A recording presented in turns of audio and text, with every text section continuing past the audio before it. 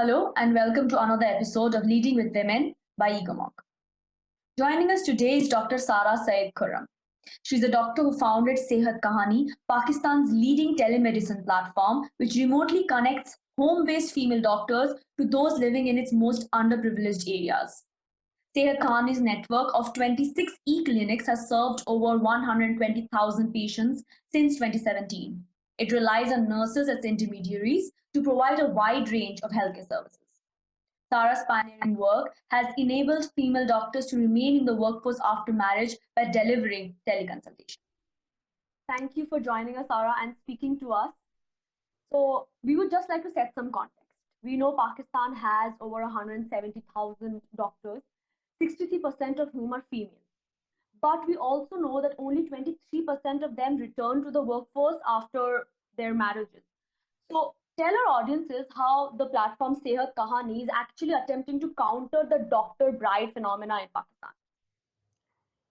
So thank you very much. It's a pleasure to be here. So I think what Sehat Kahani does is we focus on two major health issues in Pakistan. So the first is that we are a very huge population. We're 200 million people, and half of our population doesn't get to see a doctor in their lifetime, which means they might be seeing a quack or a midwife, but they don't get to see a qualified doctor. And there are multiple reasons why that happens, but one of the major reasons is the issue of doctor brides in the same country. So Pakistan has 200,000 doctors now, and over 60% of these are female doctors, which is a great thing. But unfortunately, between graduation and formal practice, only 23% register themselves to become doctors who can practice. Rest all give up their careers at a very early stage and settle down with families. Either they do it on their own will, or they do it because of because of the cultural pressure that exists in our society. So there's a huge mismatch in the country where we have a huge population in need of doctors, and we have a huge network of doctors sitting at home. So what Sehat Kahani does is we just connect these two gaps by the bridge of technology. We connect female doctors from their homes or their places of comfort to patients who need healthcare using a telemedicine-based solution that allows a doctor to talk to a patient on a virtual platform if they can't meet each other physically. So that's what Sehat Kahani does. Could you just also explain a bit about how this bridging actually happens, especially if the locations are maybe in rural areas or underdeveloped areas? So Sehat Kahani started with the idea that we need to take care of communities where health is most underserved and for populations for whom health is most underserved. So women and children in low income communities. So we started by making clinics in low income communities, and these are clinics that were previously run by nurses or midwives or community health workers who run these private spaces in small low income communities in Pakistan. We go to them, and rather than creating a clinic from scratch, we upgrade their clinic, we train them on a software, we train them on medical protocols, so that when a patient comes to their clinic, the patient through them as intermediaries can be connected to an online doctor. So we started making these clinics right from 2017. And during the journey, we realized somewhere around 2018 that in Pakistan, health is not only a problem for the people in the low income communities. Yes, it is a big problem for them. But an average Pakistani also suffers in terms of accessibility, quality, and affordability of healthcare. Because doctors, after certain times, are not available. Doctors at the best price are not available. People still have to travel long distances to find doctors, even in the major cities. So we also created a mobile phone for smartphone users in the country. Because Pakistan may be a population where 100 million people don't have access to healthcare, but the same country, almost 100 million people have access to smartphones now. And there's 36% internet penetration. So we used again an opportunity to create a product for urban users and smartphone users as well. So we also have a mobile application that can be used by smartphone users themselves without the nurse intermediary. And when they log into the application, they can connect to a doctor in less than 3 clicks and in less than 60 seconds. This app can be used by retail users, so individually, and it can also be used by corporates to provide healthcare to their employees. Talking about a broad spectrum and talking about chain reactions, what do you think has been a cumulative socio-economic impact that this platform has had, not only on the patients, but on the doctors as well? So one, they get to pass a learning management system in which they upgrade their medical protocols, upgrade their knowledge, and they become a part of a community which we call the Sehat Kahani provider networks.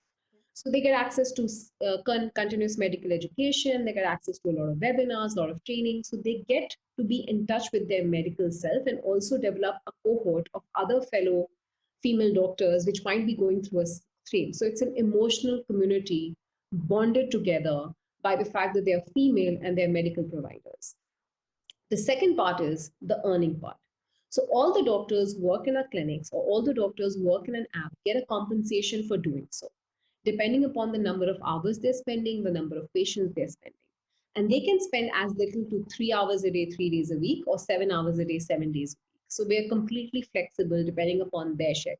And we mix and match doctors so that we have doctors at all times.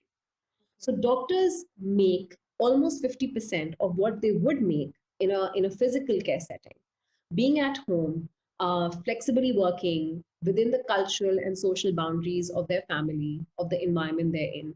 So they make something for themselves, they contribute to the family economically, and they also raise their own mental well-being by having more confidence and more self-esteem.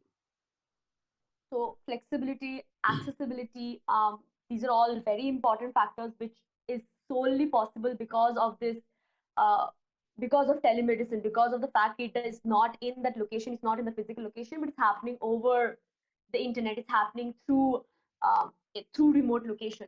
But currently, how big do you think is the market for telemedicine, and what kind of user engagement has your platform seen? You know, when we talk about patient visits, maybe, or app downloads, what is the kind of user engagement that you've been noticing?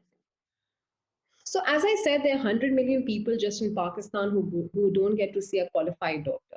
And out of the, and 86 million are people who have access to smartphones.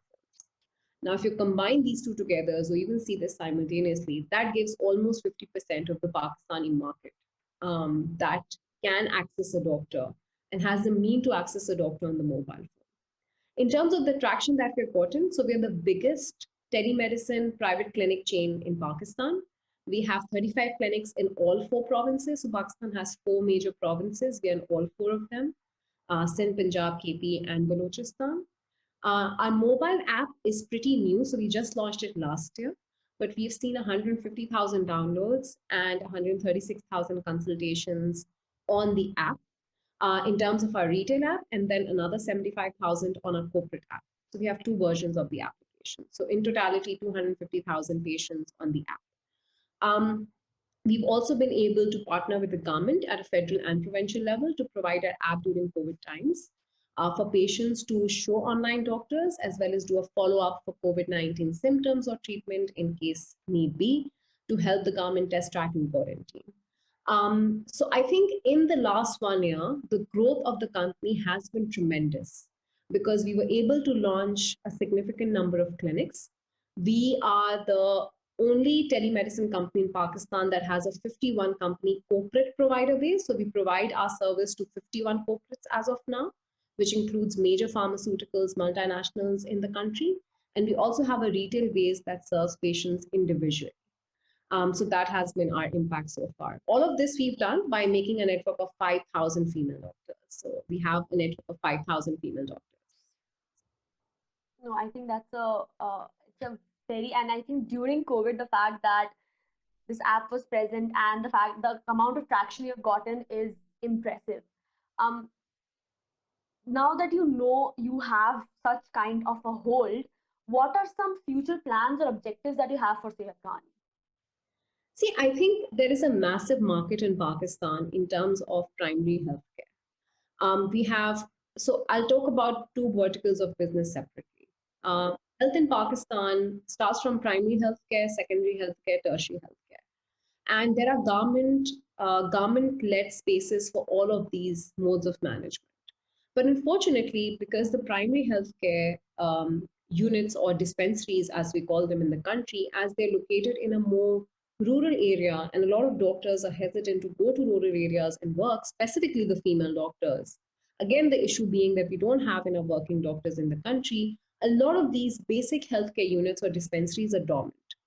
So what we see the future for our clinics is we actually work with the government in these spaces to adopt them into telemedicine centers so that when a patient comes to a government primary healthcare center through a public-private partnership, that patient can access Sehat Kahani telemedicine services in a government or maybe a non-for-profit-led basic health unit in the most rural areas of the country.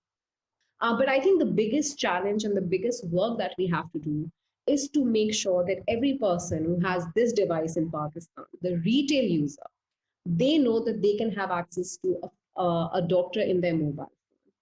And in order to make that happen, there are two challenges. One, of course, is awareness of people that this solution is available, but also the digital payment mechanisms. Because a lot of people who use our app, they don't have digital payment mechanisms. They don't have a credit card, they don't have a debit card, they don't have a wallet that works very well. So I think as financial inclusion is increasing in the country, our work is to make sure that our app is available for everyone who is literate and has a smartphone so that they can use our service to talk to a doctor within their homes, within their places of comfort, without going to a doctor.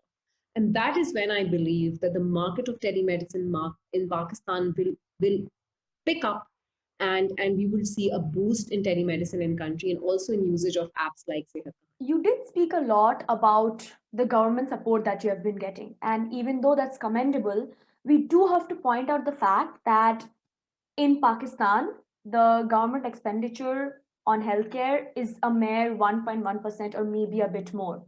So, what do you think is a fair allocation towards healthcare? And especially during these times when across the globe we saw how fragile the healthcare systems really were. What, according to you, is a fair allocation towards healthcare? And out of that, what do you think should be allocated towards telemedicine in particular? I think the GDP spending is low. There's no two thoughts about that, and it should be increased. But I think the current government in Pakistan is very focused on healthcare and education and uplifting the life of the poorest of the poor. So a lot of initiatives that they're doing is based on uplifting the life of the poor and also using technology as a bridge to gap a lot of problems. The reason why a private provider like Sehat Kahani has been able to work with the government almost 4 times now in different projects is because they are available and flexible to private providers now. The only thing that is difficult to get from the government is budgets and tenders for young companies like ours because there's certain restrictions or certain hindrances in that. But I see government not as a funder or a budget allocator in my case. I see them more as a policy maker and an implementer of our solution. And when we also talk about partnerships and the current socioeconomic condition, what do you think are some digital trends that you are foreseeing in healthcare in Pakistan? The first thing that the country needs is data automation. I think everything starts from automating data, and data needs to be automated at a primary, at a secondary, at a tertiary care level. There have been some positive developments in which your national identity card is linked with your health profile. It's happening in some provinces in the country, but it needs to happen across the board. And then Pakistan is devoluted, so every province get to make their own policies and procedures and how they want to be.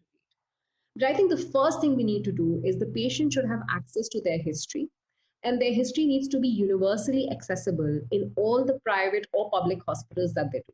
Now, in private hospitals, yes, that might be very complicated, but if you connect it to the NIC of the person, you can definitely do that in the public healthcare hospitals. Because mostly what happens is patients are carrying this huge file from hospital to hospital, and the data is being replicated across one hospital to another, which does not serve anyone any case.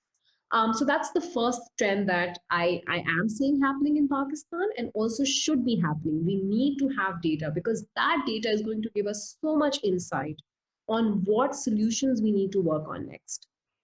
The second trends that I wish I can see is more focus on primary and preventive healthcare in the country. Pakistan has done reasonably well in COVID-19 because one thing that we did initially was we started giving a lot of awareness to people.